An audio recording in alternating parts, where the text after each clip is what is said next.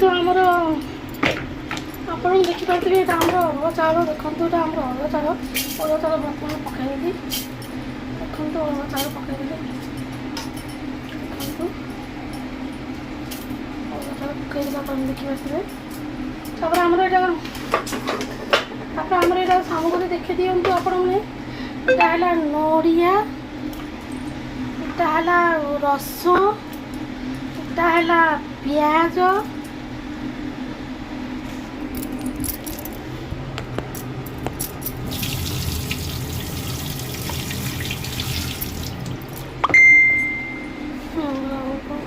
ପିଆଜ, ଏଇଟା ହେଲା ଆମର ଟମାଟର, ଏଇଟା ହେଲା ଆମର କଞ୍ଚା ଲଙ୍କା। ଦେଖନ୍ତୁ ଆମର ଏତିକି ସାମଗ୍ରୀ ପଡ଼ିକି ଦେଖନ୍ତୁ ଏତିକି ପଡ଼ିକି ଆମର ଏବେ ଗ୍ରାଇଣ୍ଡର ହେବ। ଆପଣ ଦେଖିପାରୁଥିବେ। ଦେଖନ୍ତୁ ଟିକେ ପାଣି ମଧ୍ୟ ନେଇଗଲି, ଅଳ୍ପ ଟିକେ ପାଣି ନେଇଗଲି, ସେତିକି ନେଇଗଲି ମୁଁ।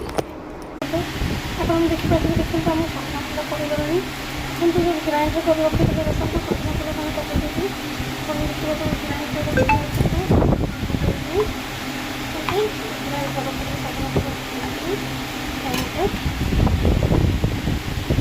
ସଜନା ଫୁଲ ପଡ଼ିଗଲାଣି।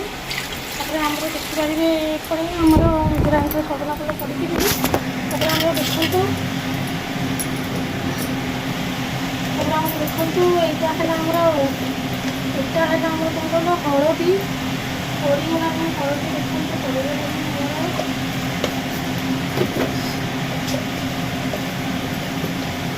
ତାପରେ ଆମର ଏଇଟା ଦେଖିବ ଲଙ୍କା ଗୁଣ୍ଡ ଅଳ୍ପ ଟିକେ ପଡ଼ିଗଲାଣି। ତାପରେ ଆମର ଏଇଟା ଦେଖନ୍ତୁ ସ୍ୱାଦ ଅନୁସାରେ ଲୁଣ। ଆପଣ ଦେଖିପାରୁଥିବେ ସ୍ୱାଦ ଅନୁସାରେ ଲୁଣ ପଡ଼ିଗଲାଣି। ସ୍ୱାଦ ଅନୁସାରେ ଲୁଣ ବି ଆମର ପଡ଼ିଗଲାଣି।